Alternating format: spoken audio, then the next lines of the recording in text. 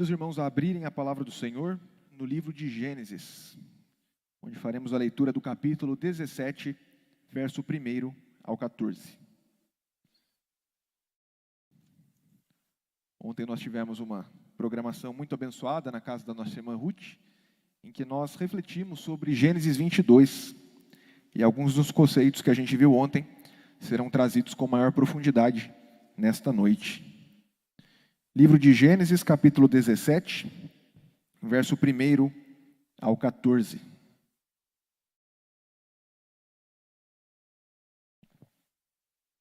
Eu farei a leitura da palavra do Senhor, os irmãos acompanham com atenção. A palavra do Senhor nos diz assim: Quando atingiu Abrão a idade de 99 anos, apareceu-lhe o Senhor e disse-lhe: Eu sou o Deus Todo-Poderoso, anda na minha presença e sê perfeito. Farei uma aliança entre mim e te multiplicarei extraordinariamente. Prostrou-se Abrão, rosto em terra, e Deus lhe falou: Quanto a mim, será contigo a minha aliança, serás pai de numerosas nações. Abrão já não será o teu nome, e sim Abraão, porque por pai de numerosas nações te constituí. Far-te-ei fecundo extraordinariamente, de ti farei nações, e reis procederão de ti. Estabelecerei a minha aliança entre mim e ti, e a tua descendência no decurso das suas gerações, aliança perpétua para ser o teu Deus e da tua descendência. Dar-te-ei à tua descendência a terra das tuas peregrinações, toda a terra de Canaã, em possessão perpétua, e serei o seu Deus. Disse mais Deus a Abraão: Guardarás a minha aliança, tu e a tua descendência, no decurso das suas gerações. Esta é a minha aliança que guardareis entre mim e vós e a tua descendência.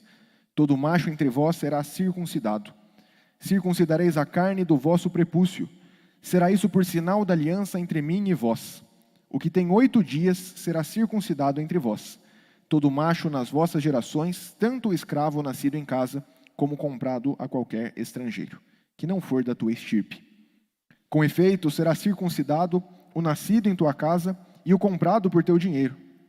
A minha aliança estará na vossa carne e será aliança perpétua. O incircunciso que não for circuncidado na carne do prepúcio, essa vida será eliminada do seu povo. Quebrou a minha aliança. Até aqui a leitura da palavra do Senhor. Oremos mais uma vez. Senhor Deus, Pai Celestial, Tu és a fonte de todo conhecimento, de todo saber, e por isso nos achegamos a Ti neste momento, ó Pai.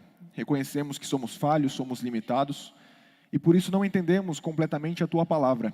Por isso, abre nossa mente, o nosso entendimento, para que sejamos prontos a recebê-la, e assim a coloquemos em prática em nossa vida, para a honra e glória do Teu santo nome. Nós oramos em nome de Cristo Jesus. Amém. Bom, começar falando com as nossas crianças. Eu vou pedir para vocês o seguinte desenho nesta noite. Vocês vão desenhar vocês sendo batizados quando crianças, certo? Então, vocês sendo batizados quando criança. E vocês, depois disso, farão um outro desenho. Depois de terem sido batizados, vocês vão desenhar vocês andando em um caminho estreito, mas abençoados por Deus e sendo guiados com um contrato na mão. Um papel em que estão escritas as promessas de Deus e com um selo. Se vocês não souberem o que é um selo, podem perguntar aí ao pai, à mãe, aos que estão perto de vocês, eles vão ajudar vocês nesse desenho. Então é isso que vocês vão desenhar nesta noite com base no texto que nós lemos. Bom, irmãos, indo para a exposição do nosso texto, quando nós olhamos para os dias atuais, nós percebemos que há muitas pessoas que trazem as pessoas ou seus filhos ao batismo, mas por uma razão errada. Nós temos, por exemplo, pessoas que trazem seus filhos ao batismo, ou eles mesmos vêm ao batismo, talvez por simples tradição, porque é costume dos seus pais fazerem isso, ou talvez até por alguma superstição, pensam que isso talvez garante a salvação. São motivações erradas que as pessoas têm, que as trazem a buscar o batismo. Há também pessoas que negligenciam a importância deste sacramento, desse sinal instituído por Cristo Jesus. Pessoas que talvez não refletem sobre quando foram batizadas, quando se aproximaram do Senhor por meio do batismo, e por isso não refletem sobre as suas implicações atualmente. Quando nós olhamos para a história do povo de Deus, nós vemos que foi assim com Israel também. Israel, no Antigo Testamento, em alguns momentos, desprezou a importância do sacramento da circuncisão que havia sido instituído por Deus. Por exemplo, em Êxodo capítulo 4, nós temos o próprio Moisés negligenciando a circuncisão. É um texto que narra que o próprio Deus veio contra Moisés, pronto para matá-lo, para matar o seu filho, porque ele não havia circuncidado o seu filho. Mas então a esposa de Moisés circuncida o garoto naquela ocasião, e isso aplaca a ira de Deus. E eles então continuam o seu percurso. Já em Josué capítulo 5, nós temos a informação de que todo aquele povo que havia nascido no deserto, que estava para entrar na terra prometida, todos eles estavam incircuncisos. Não haviam cumprido a ordenança do Senhor. Por essa razão, o objetivo de Moisés, ao narrar este texto para nós, é mostrar para o povo, especialmente, que estava entrando na terra prometida, mas também a nós, a realidade das bênçãos de Deus que ele instituiu por meio da sua aliança a nós e a nossa família. Mas, ao mesmo tempo, lembrar a responsabilidade que nós temos como povo da aliança de cumprir as ordenanças do Senhor. Deus manifesta a nós a sua graça, manifesta a nossa família a sua graça, a sua benevolência, mas Ele exige de nós também uma resposta. Ele exige de nós obediência à sua vontade. No texto que nós lemos, nós vemos que Deus é a personagem principal. Em todo o capítulo 17, Deus fala 5 vezes com Moisés, ou melhor, com Abraão. E nesse momento ele se revela a Abraão para confirmar as promessas que ele já havia feito em outras ocasiões. Ele começou se revelando a Abraão, como nós vimos ontem em Gênesis capítulo 12. Depois ele reafirma suas promessas no capítulo 15, até chegar agora no capítulo 17. Depois que o próprio Abraão havia mostrado uma fé cambaleante, uma fé vacilante, e por isso ele precisava se lembrar da graça do Senhor e das suas exigências na aliança. Então, o que nós podemos aprender resumidamente desse texto, irmãos, é que Deus nos traz uma aliança que traz bênçãos para nós e bênção também para a nossa família.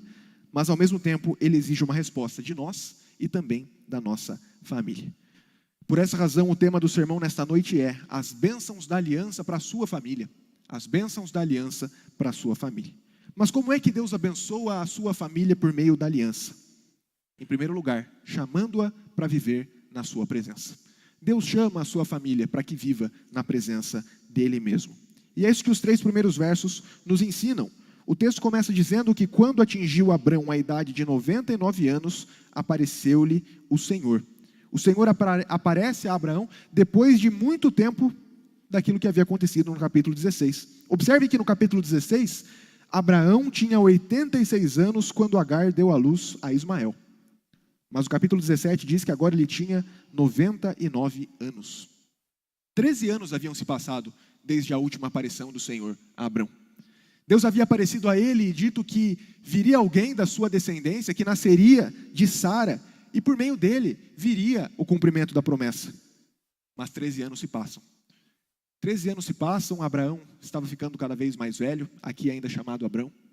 Sara também estava mais velha ainda, justamente para que Deus deixasse claro para eles que não era a força do seu próprio braço ou as suas condições físicas que trariam o cumprimento da aliança, mas Deus, de forma graciosa e miraculosa, traria o cumprimento da promessa.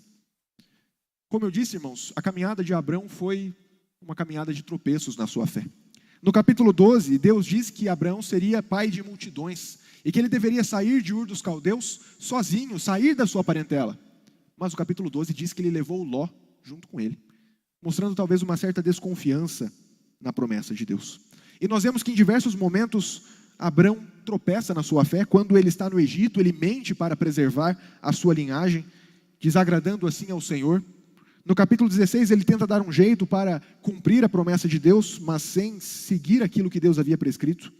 Até que no capítulo 17, Deus então chega até ele para confrontá-lo diante do seu pecado, mas para reafirmar as suas promessas, para que ele então reconheça que Deus é o Deus gracioso, é o Deus poderoso, e Ele, apenas Ele, cumprirá as suas promessas. Deus então vem até ele aos 99 anos e diz: eu sou o Deus Todo-Poderoso. Pela primeira vez na história com Abrão, Deus se identifica como o Deus Todo-Poderoso, literalmente o El Shaddai.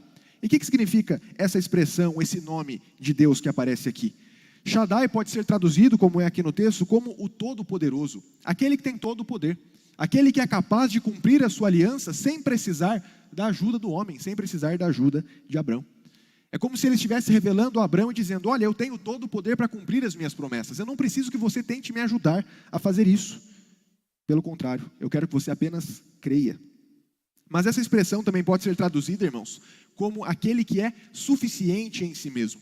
Deus não precisa de ajuda, de cooperação, mas Ele vem até o seu povo e cumpre graciosamente as promessas que fez. Então Deus, ao se revelar como Deus Todo-Poderoso diante de Abrão, está o repreendendo pela sua falta de fé, por uma fé cambaleante, por uma tentativa de, pelo seu próprio braço, cumprir as promessas de Deus.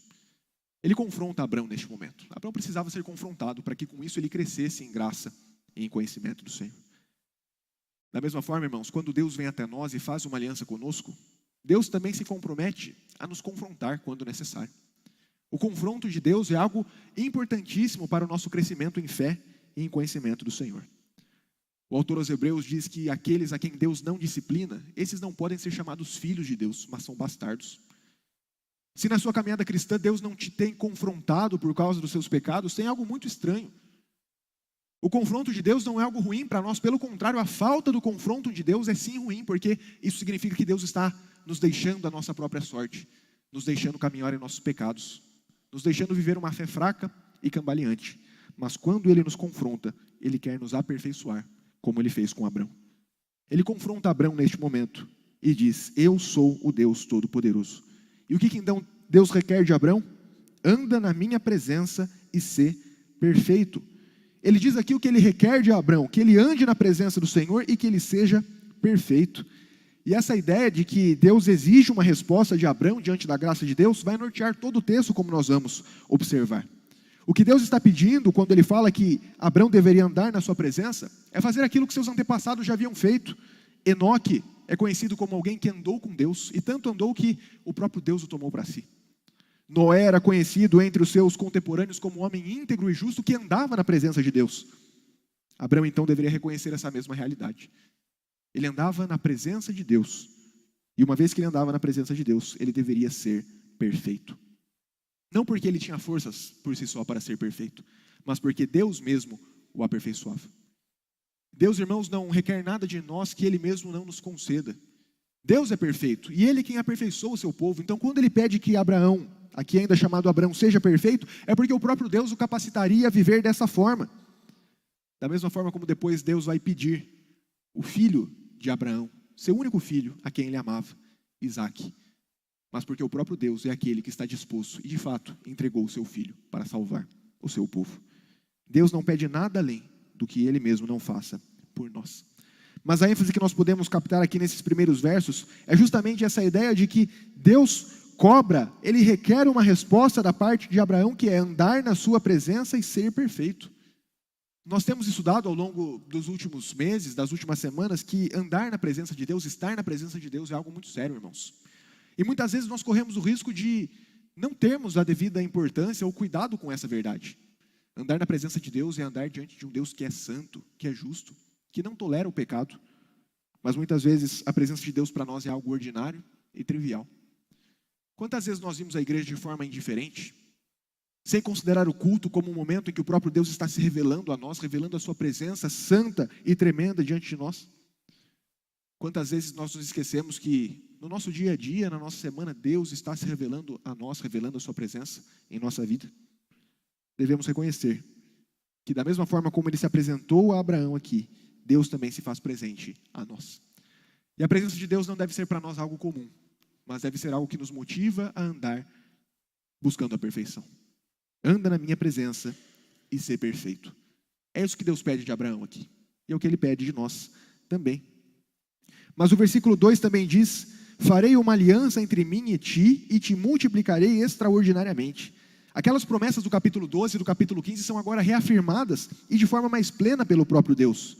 A ênfase aqui é que o próprio Deus faria essas coisas. Veja, eu farei uma aliança entre mim e ti, e eu te multiplicarei extraordinariamente. Nesse aspecto, Abrão é meramente passivo, ele recebe as bênçãos de Deus. E ainda que Deus ordene que ele ande na sua presença e seja perfeito, ele deve se lembrar de que, com relação à graça, ele é apenas um beneficiário. Ele não fez nada para conquistar o favor do Senhor. Abrão não tinha mérito algum para que Deus olhasse para ele e dissesse: olha, você é digno da minha aliança. Pelo contrário, Deus, de forma unilateral, de forma graciosa, faz uma aliança entre ele e entre Abraão e diz: eu te multiplicarei extraordinariamente. E aqui ele introduz para nós um dos temas que vai ser mais importantes ao longo do texto, que é o tema da descendência, que vai aparecer não só neste momento, mas ao longo de todo o texto, como nós vamos observar. E qual é então a reação de Abrão? Prostrou-se Abrão, rosto em terra. Abrão reconhece a sua pequenez diante do Senhor, diante da presença do Senhor, e se humilha, reconhece o seu pecado. Age com reverência diante de Deus, reconhecendo que Ele é o Deus exaltado, que não pode tolerar o mal. A humilhação, irmãos, também é algo que todos nós devemos diante do Senhor. Tanto no início da nossa vida cristã, quando nós reconhecemos a nossa pequenez, a nossa limitação, o nosso pecado, quanto ao longo de toda a nossa vida. Essa foi a ordem que Pedro, por exemplo, nos deixou no capítulo 5, verso 6 da sua primeira carta. Humilhai-vos sob a potente mão de Deus. Só pelo fato de Deus ser o Criador e nós sermos as criaturas, já nos faz muito menores do que Deus. Mas além disso, nós somos pecadores, somos devedores. Não temos méritos diante do Senhor. Precisamos nos humilhar, nos prostrar, reconhecendo a sua graça revelada a nós. Qual então, irmãos, é a primeira verdade que o texto nos apresenta? Como é que Deus abençoa a sua família? Em primeiro lugar, chamando-a para viver em sua presença. Chamando-a a viver em sua presença. Mas em segundo lugar, como Deus abençoa a sua família por meio da aliança? Garantindo o cumprimento das suas promessas. Deus garante o cumprimento das suas promessas, como nós vemos a partir do verso 4 até o verso de número 8. Diz assim a palavra do Senhor. No final do verso 3, e Deus lhe falou, quanto a mim, será contigo a minha aliança, serás pai de numerosas nações. Mais uma vez, Deus coloca ênfase sobre si. Eu é quem vou fazer tudo isso. Quanto a mim, quanto a minha parte, será contigo a minha aliança. Tu serás pai de numerosas nações. E aqui, mais uma vez, Deus traz essa ênfase no fato de que, ainda que Abraão fosse velho, ainda que ele tivesse 99 anos, ele poderia confiar nas promessas de que ele seria pai de uma numerosa e grande descendência. Ele não tinha mais Ló como seu sucessor. Não tinha mais Eliezer como seu mordomo. Ismael depois seria até enviado embora, como nós vamos ver nos próximos capítulos. Mas Deus disse, eu te multiplicarei extraordinariamente, e tu serás pai de numerosas nações. O que ele já havia prometido no capítulo 12, versos de 1 a 3. De ti farei uma grande nação e te abençoarei. No capítulo 15 ele avança com essa promessa e agora isso vai se tornando cada vez mais claro, com mais superlativos. A promessa é revelada com mais clareza, para que Abraão tenha cada vez mais a certeza de que a promessa vai se cumprir. Mas observem, irmãos, que a ênfase que o texto nos dá aqui é que todas essas coisas são sempre partido direto de Deus, primeiramente da parte de Deus. A relação com Deus, quando nós pensamos em termos de aliança, é sempre uma relação que começa unilateralmente. Deus vem até nós sem que nós mereçamos e Ele nos faz promessas, nos revela a sua graça. Isso desde o Jardim do Éden, irmãos, quando Adão e Eva caem em pecado, eles fogem da presença de Deus, mas Deus então vai até eles e diz que a descendência da mulher, o descendente da mulher, esmagaria a cabeça da serpente. É Deus quem se revela a Abraão em uma terra idólatra e diz, vem, eu vou te mostrar uma terra que você não conhece, e vou cumprir as minhas promessas. É Deus quem agora, aos 99 anos de Abraão, vem até ele e mostra, eu vou cumprir as minhas promessas, sem considerar méritos, apenas e unicamente pela graça. A graça, irmãos, é aquilo que norteia, em primeiro lugar, a nossa relação com Deus. Mas essa mesma graça deve nortear toda a relação que nós temos, quer com a nossa família, quer com a nossa sociedade, quer com a igreja. Nós não podemos basear a nossa relação com as pessoas com base na justiça, porque Deus não baseia a nossa relação com Ele com base na justiça. Deus não cobra de nós que nós vivamos de uma forma para depois nos abençoar. Pelo contrário, a despeito dos nossos pecados e das nossas falhas, Deus vem até nós e nos mostra a sua graça. É apenas assim que um casamento pode prosperar, com graça, com perdão, não com justiça. É apenas assim que uma relação entre pai e filho pode prosperar, com base na graça, com base no perdão. É apenas assim que uma igreja pode conviver com base na graça e no perdão, porque todos nós somos pecadores, todos nós falhamos e somos devedores um para com os outros. Mas a aliança é uma aliança de graça. Uma aliança que não espera o outro obedecer para que seja beneficiário. Pelo contrário, a despeito dos seus erros e dos seus pecados, ministra graça e perdão. Esse é o exemplo do próprio Cristo Jesus, irmãos. Cristo Jesus, de quem é dito que morreu por nós, sendo nós ainda pecadores e inimigos. Nós não estávamos em uma posição neutra diante de Cristo Jesus, mas Ele nos amou quando nós éramos seus inimigos, avessos e contrários a tudo aquilo que se chama Deus. Mas foi nesse momento que Ele morreu por nós. E nos fez de inimigos uma família. filhos de Deus, irmãos de Cristo Jesus. Essa é a graça que é revelada na aliança que Deus faz com Abraão e que faz conosco também. Mas o verso 5 continua: Abraão já não será seu nome, e sim Abraão, porque por pai de numerosas nações te constituí.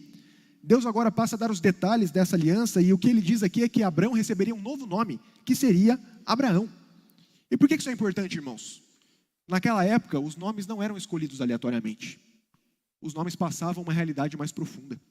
O nome dizia respeito ao caráter e ao destino daquela pessoa. E quando então Abraão recebe um novo nome, o que ele está recebendo é um novo destino. A certeza daquilo que Deus havia prometido. Aquele que antes se chamava Pai exaltado, agora se chamaria Pai de nações, Pai de multidões, por causa daquilo que Deus faria na sua vida. A importância do nome já havia sido trazida muito antes por Deus. Lá em Gênesis 12 ele diz: te abençoarei e te engrandecerei o nome. E observem que isso aparece justo no capítulo 12, depois da história da Torre de Babel, no capítulo 11. Como foi a história da Torre de Babel, irmãos? Nós temos homens, pecadores, idólatras, que se esqueceram do Senhor e que dizem, lá no versículo 4, vinde, edifiquemos para nós uma cidade e uma torre cujo topo chegue até aos céus e tornemos célebre o nosso nome. Eles queriam, pela sua própria força, ter um nome célebre entre os homens. Mas Deus frustra o plano deles. Deus dispersa aqueles homens, cada um vai para um canto. Nós nem mesmo nos lembramos dos nomes desses homens que estavam aqui construindo essa torre. Mas no capítulo 12 ele diz: quanto a Abraão, eu vou engrandecer o seu nome. E agora no verso de número 5 do capítulo 17 ele diz: Abraão será o seu nome agora, porque por pai de numerosas nações te constituí. Estou cumprindo a promessa de engrandecer o seu nome. Mas um outro aspecto aparece no verso 6, quando ele diz: far-te-ei fecundo extraordinariamente, de ti farei nações, e reis procederão de ti. Vejam que interessante, irmãos. Esses são os mesmos verbos que são usados lá no capítulo 1, como ordem para Adão e Eva. Frutificai-vos, enchei a terra. Mesma coisa aparece no capítulo 9, quando depois do dilúvio Deus faz uma aliança com Noé. Encham a terra, se multipliquem.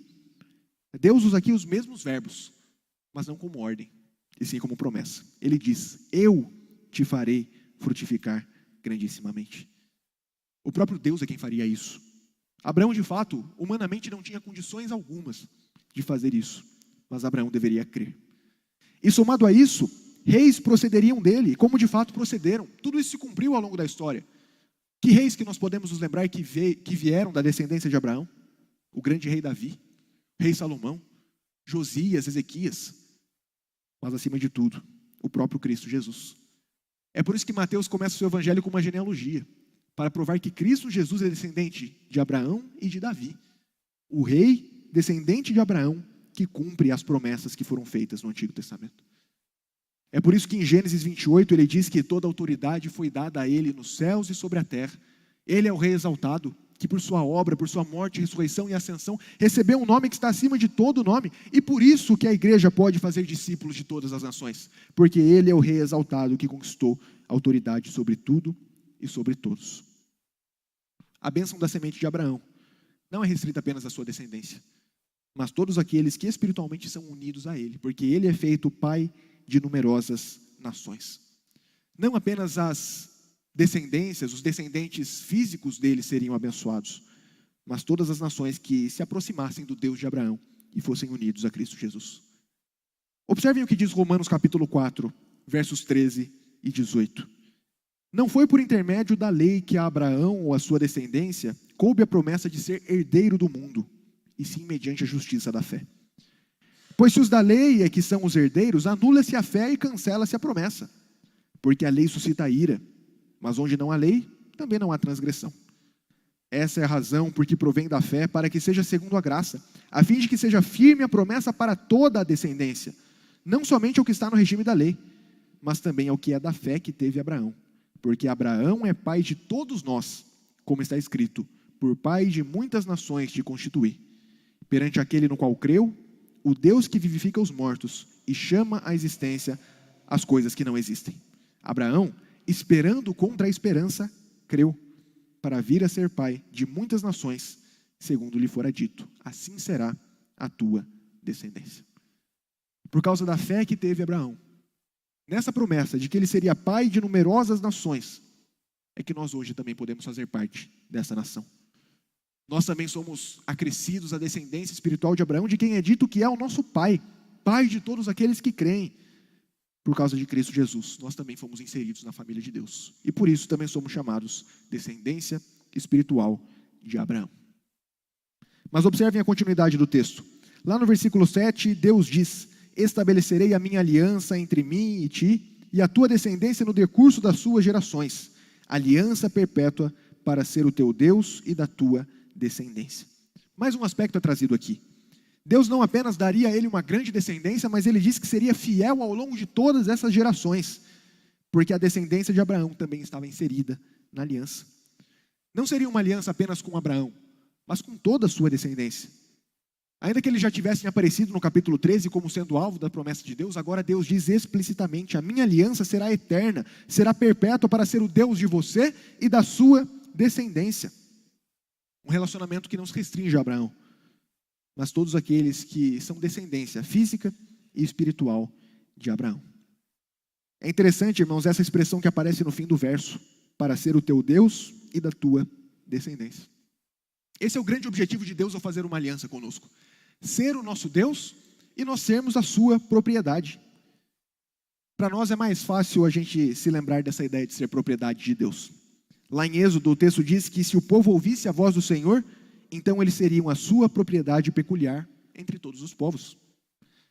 Quando nós expusemos a epístola de Paulo a Tito, a mesma verdade aparece quando Paulo diz: o qual a si mesmo se deu por nós, a fim de remir-nos de toda iniquidade e purificar para si mesmo um povo exclusivamente seu, zeloso de boas obras. Foi para isso que Cristo nos comprou, para sermos sua propriedade peculiar e exclusiva. Mas Deus também disse que seria o nosso Deus. E é interessante porque essa expressão, irmão, só aparece 3 vezes aqui no livro de Gênesis. No verso 7, de que ele seria o Deus do povo. No verso 8, de que ele seria o Deus da descendência de Abraão. E lá no capítulo 28, versos 20 e 21. Quando Jacó estava saindo da terra prometida, talvez sem perspectiva de voltar e de cumprir as promessas, mas ele disse que se o Senhor for comigo, então o Senhor será o meu Deus. Não simplesmente o Deus do meu pai, o Deus do meu avô, mas o meu Deus pessoal. Porque a promessa da aliança se estendia a ele também. Aqui, irmãos, nós temos uma preciosa lição sobre a relação de Deus para conosco, para com a sua igreja. O relacionamento de Deus conosco não é um relacionamento simplesmente individual. Muitas pessoas pensam assim nos dias de hoje. Por causa do crescimento do evangelicalismo, muitas pessoas pensam na sua relação pessoal com Deus. É isso que importa, como eu me relaciono pessoalmente com Deus. Por isso as pessoas hoje veem a religião simplesmente como algo individual. Mas Deus não faz um relacionamento meramente com indivíduos, irmãos. Ele faz um relacionamento com famílias, com o coletivo. A aliança que Deus faz é com um povo que engloba não só as pessoas individualmente, mas engloba também as famílias. Deus mesmo escolheu se relacionar com as famílias e por isso Ele as inclui na sua aliança. A família está inserida no relacionamento com Deus, não apenas indivíduos. Por essa razão, nós precisamos também pensar a fé em termos coletivos. Parar de olhar a nossa relação com Deus simplesmente como algo individual, mas como algo que envolve família, envolve a igreja também. Deus se relaciona com o povo, Deus se relaciona com as famílias. E no verso 8 ele reafirma isso, dizendo: dar-te-ei e a tua descendência a terra das tuas peregrinações, toda a terra de Canaã, em possessão perpétua, e serei o seu Deus. O quarto aspecto da aliança que é trazido aqui, irmãos, é a reafirmação de que ele seria o Deus pessoal do seu povo e que eles herdariam a terra de Canaã, o local escolhido por Deus para que seu povo se estabelecesse, a terra prometida. Lembre-se, irmãos, que quando Moisés está escrevendo esse texto, o povo está à beira do rio Jordão, perto de entrar na terra prometida, conquistar o povo que estava ali, os seus inimigos, o povo de Canaã. O que Moisés está fazendo ao escrever essas coisas é: não tenham medo. Não temam os povos que estão na terra. Deus prometeu a vocês toda a terra de Canaã. Por isso confiem nele, ele vai ser fiel às promessas e vai dar a vocês o cumprimento delas. Da mesma forma, irmãos, nós devemos refletir sobre o nosso próprio estado de peregrinação. Lembrem-se que Abraão estava convivendo naquele contexto. Ele peregrinava na terra de Canaã. Mas o que Deus diz é, essa terra será sua, por possessão perpétua, assim como a toda a sua descendência. E muitas vezes, irmãos, nós em nossa peregrinação ficamos alheios às promessas que Deus faz quanto à terra que nós estamos visando. Muitas vezes nós vivemos a nossa peregrinação como se esta fosse a nossa terra, o nosso destino final. Mas precisamos sempre ser lembrados de que nós somos simplesmente peregrinos nessa terra, de que nós estamos aguardando uma pátria superior, uma pátria celestial. E por isso, considerando a pátria que nós almejamos, nós devemos viver uma vida baseada nessas promessas que Deus nos fez. A nossa esperança futura molda a forma como nós vivemos a nossa vida hoje. Por isso a importância de nós crermos e confiarmos nas promessas de Deus. Como nós vimos no sábado, não dependermos simplesmente da provisão que é incerta muitas vezes, mas nas promessas que são certas e são verdadeiras. Como Deus então abençoa a sua família por meio da aliança? Em segundo lugar, garantindo o cumprimento de suas promessas. Ele cumpre aquilo que ele prometeu. Mas em terceiro e último lugar, como Deus abençoa a sua família por meio da aliança? Dando sinais da sua graça através das gerações. Deus dá sinais da sua graça por meio das gerações, e é isso que os versos 9 a 14 nos mostram. Um texto que é a principal fala, o principal discurso de Deus aqui no capítulo 17. Disse mais Deus a Abraão: guardarás a minha aliança, tu e a tua descendência, no decurso das gerações. E aqui o que Deus está fazendo com Abraão é falar: veja, diante de todas essas verdades graciosas para a sua vida, diante de todas essas promessas da minha graça manifestada a você, você precisa responder à graça. Há exigências no pacto também. Não para que Deus cumpra as suas promessas, mas Deus espera uma resposta graciosa, uma resposta de gratidão à graça que foi revelada pelo próprio Deus. E qual é então essa exigência que Deus faz para Abraão? Ele diz: guardarás a minha aliança, ou seja, você vai observar o pacto que eu estabeleci com você no decurso das suas gerações. Essa frase, observarás a aliança, guardarás o pacto, geralmente aparece sendo referida ao próprio Deus. Muitas vezes no Antigo Testamento nós vamos ver isso. Deus dizendo: eu guardo a aliança. Veja, por exemplo, Deuteronômio capítulo 7, verso 9. Saberás, pois, que o Senhor teu Deus, Ele é Deus, o Deus fiel, que guarda a aliança e a misericórdia até 1000 gerações aos que o amam e guardam os seus mandamentos. É Deus quem é o sustentador do pacto. A aliança só existe porque Deus mesmo é fiel ao seu nome, às suas promessas, e Ele cumpre aquilo que Ele prometeu. Mas 3 vezes nas Escrituras, Ele diz que nós também temos a responsabilidade de guardar a aliança. Aqui no verso 9, no verso 10, em Êxodo 19, verso 5. Um texto que nós já lemos. Agora, pois, se diligentemente ouvirdes a minha voz e guardares a minha aliança, então sereis a minha propriedade peculiar dentre todos os povos. O nosso relacionamento com Deus, irmãos, é baseado na graça e no favor imerecido do próprio Deus.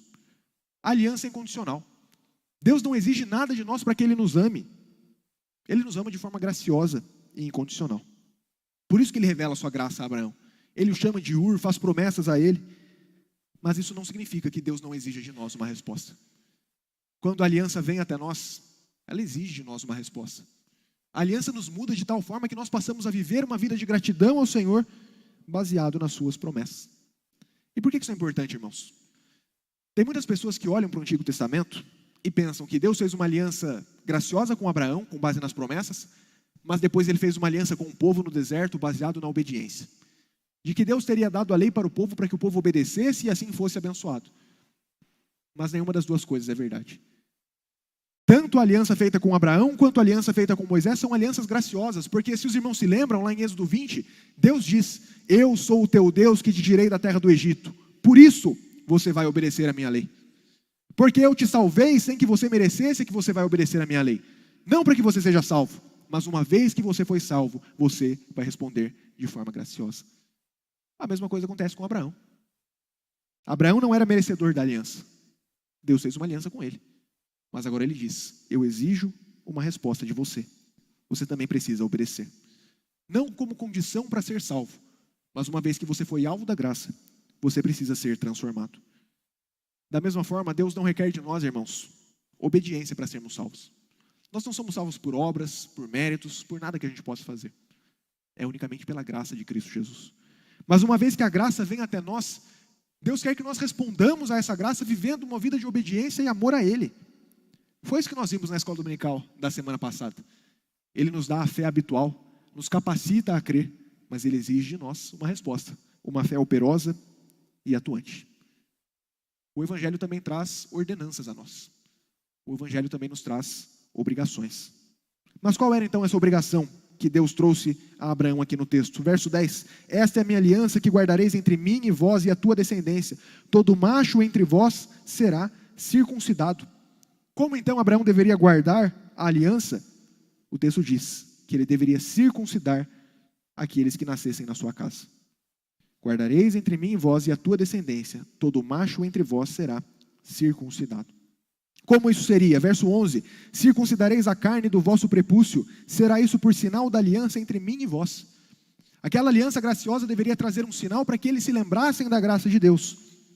Algo físico, mas que aponta para algo espiritual e profundo. O que consistia então a circuncisão? Um corte deveria ser feito no órgão genital masculino, para que por meio daquele corte eles se lembrassem do despojamento do pecado que foi tirado por causa da obra graciosa do próprio Deus. E aquele corte os lembraria que sem derramamento de sangue não há remissão. É por isso, irmãos, que em muitos lugares nas Escrituras a palavra de Deus diz que Deus corta uma aliança com o seu povo. Muitas dessas palavras que são trazidas aqui no texto, como estabelecerei, firmarei, no original é essa ideia: eu cortarei uma aliança convosco, para que Abraão se lembrasse daquilo que aconteceu no capítulo 15. Os irmãos se lembram o que aconteceu no capítulo 15? Deus pede: Abraão, pegue diversos animais, corte esses animais, faça uma fila com eles, esses animais ensanguentados, esses cadáveres, e Deus então passa por esses pedaços e diz: se eu não cumprir a minha parte da aliança, que aconteça comigo o que aconteceu com esses animais. Que recaia sobre mim a condenação, se eu não for fiel. E por meio desse pequeno corte que seria feito em todos os homens, eles se lembrariam de que Deus cortou uma aliança com eles e que ele seria fiel àquilo que ele prometeu. Da mesma forma, irmãos, Deus traz para nós, como igreja no Novo Testamento, um sinal. Um sinal da nossa inserção na aliança e um sinal que também nos lembra de que nós fomos despojados do pecado. Fomos limpos, lavados, regenerados. E esse sinal é o batismo. Observem alguns textos do Novo Testamento. Lá em Gálatas capítulo 3, versos 27 e 29, Paulo nos diz: porque todos quantos fostes batizados em Cristo, já vos revestistes de Cristo. Nisso não há judeu nem grego, não há servo nem livre, não há macho nem fêmea, porque todos vós sois um em Cristo Jesus. E se sois de Cristo, então sois descendência de Abraão e herdeiros conforme a promessa.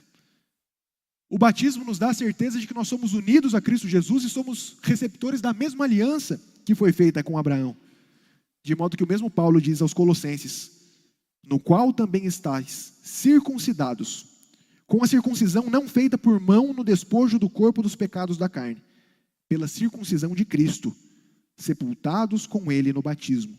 Nele também ressuscitastes pela fé no poder de Deus, que o ressuscitou dentre os mortos. O texto diz que a circuncisão que é feita por Cristo Jesus não é uma circuncisão física. Mas uma vez batizados em Cristo Jesus, nós renascemos para uma nova vida e somos espiritualmente circuncidados. Símbolo de que o nosso pecado foi retirado e foi pago por Cristo Jesus, de modo que não há mais culpa que nos condene. A nossa culpa foi cravada na cruz. Nesse sentido, Deus também nos deu esse sinal, o sinal da aliança. Um sinal que não é simplesmente um símbolo, mas é eficazmente um selo que garante que nós recebemos as promessas, as garantias que nos são dadas no pacto da graça, a nova vida que nós recebemos em Cristo Jesus. É isso que é o batismo para nós no Novo Testamento. Mas continuando o texto, para nós concluirmos, irmãos, o texto termina dizendo: o que tem 8 dias será circuncidado entre vós, todo macho nas vossas gerações, tanto o escravo nascido em casa, como comprado ou qualquer estrangeiro que não for da tua estirpe. Com efeito será circuncidado o nascido em tua casa e o comprado por teu dinheiro. A minha aliança estará na vossa carne e será aliança perpétua. Com 8 dias de idade, assim que se cumprisse uma semana, todo macho que nascesse deveria ser circuncidado. Isso é importante, irmãos, porque naquela época era muito comum nas sociedades vizinhas que os homens fossem circuncidados ou quando eles atingissem a puberdade ou quando eles se casassem. Mas em Israel não. A circuncisão era para todos aqueles que nascessem. Com 8 dias já deveriam ser circuncidados, porque a circuncisão era o sinal de que eles foram inseridos na aliança e que aquelas promessas também valiam para eles. E aí nós podemos ver, irmãos, o quanto Deus se preocupa em dar a certeza para o seu povo de que Ele está sendo gracioso, não só com os pais, mas também com os filhos. Deus dá aqui uma exigência unilateral para com Abraão. Ele diz: você, sua descendência e todos aqueles de 8 dias de idade seriam circuncidados. Ele não diz: olha, Abraão, se você quiser, você vai batizar, ou melhor, circuncidar os seus descendentes. Ele não dá essa opção. Deus inseriu as crianças na aliança, e ninguém tem o direito de tirá-las da aliança, senão o próprio Deus. O povo de Deus muitas vezes desprezou a circuncisão da mesma forma que muitas vezes nós desprezamos o batismo das nossas crianças hoje, irmãos. O batismo infantil é um imperativo para a nossa igreja da mesma forma como era a circuncisão no Antigo Testamento. Um sinal da graça de Deus. O comprometimento que Ele tem não apenas conosco, mas também com os nossos filhos, garantindo a eles também o cumprimento das promessas que Ele fez. Quando eu estava preparando esse sermão, irmãos, eu ouvi uma ilustração do reverendo Heber Júnior sobre essa questão dos filhos sendo inseridos na aliança. Ele diz que muitas vezes nós, justamente por causa dessa mentalidade individualista que nós temos, nós queremos deixar nossos filhos escolherem o caminho religioso que eles querem seguir. Ou deixar meu filho depois, quando tiver idade, ele decide se ele vai continuar ou não. Talvez muitos nem tragam para o batismo por causa disso. Mas ele nos leva a refletir dizendo: será que você deixaria seu filho comer só porcaria? Se ele resumisse a sua dieta em comer Doritos e Coca-Cola? Ou será então que você deixaria seu filho livremente atravessar a rua correndo sem olhar para os lados? Nenhum de nós faria isso. Nós não queremos que os nossos filhos se percam. Mas então por que muitas vezes nós negligenciamos o destino eterno dos nossos filhos? Por que muitas vezes nós negligenciamos a inserção dos nossos filhos na comunidade da aliança, por meio do batismo, por meio do ensino da palavra, da lei do Senhor, por meio da participação da vida comunitária na igreja, por meio do culto doméstico? Tantos meios que Deus estabeleceu para que os filhos tenham a certeza da recepção das promessas. Porque Deus mesmo diz que as crianças fazem parte da aliança. Mas não apenas as crianças, o texto diz. Observem que o texto diz que também todo aquele que fosse comprado entre os estrangeiros também deveriam ser circuncidados. Porque se os irmãos se lembram, em Gênesis capítulo 12, Deus diz que todas as famílias da terra seriam abençoadas pela descendência de Abraão. Não era apenas a descendência física de Abraão que seria alvo das promessas, mas todos aqueles que fossem inseridos na aliança, eles também seriam alvo da graça de Deus. Por isso que em Atos capítulo 2, depois daquela maravilhosa pregação de Pedro, as pessoas perguntam: o que nós faremos então? E ele diz: arrependei-vos e cada um de vós seja batizado em nome de Cristo Jesus, em remissão de pecados. E recebereis o dom do Espírito Santo, porque a promessa vos diz respeito a vós, a vossos filhos e a todos os que estão longe, todos quanto Deus chamar.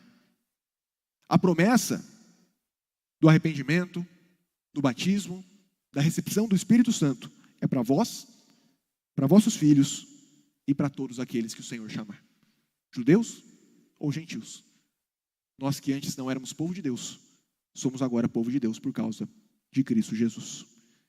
E por fim, verso 14. O incircunciso que não for circuncidado na carne do prepúcio, essa vida será eliminada do seu povo. Quebrou a minha aliança. Deus diz aquilo que vai acontecer com aqueles que não cumprem a aliança, com aqueles que não trazem seus filhos para serem circuncidados. Essa vida será eliminada, literalmente, cortada do seu povo. Se eles não se lembrassem de Deus cortando uma aliança, se eles não observassem o sinal do corte no prepúcio, eles mesmos seriam cortados do povo da aliança. Por quê? Porque quebraram a minha aliança.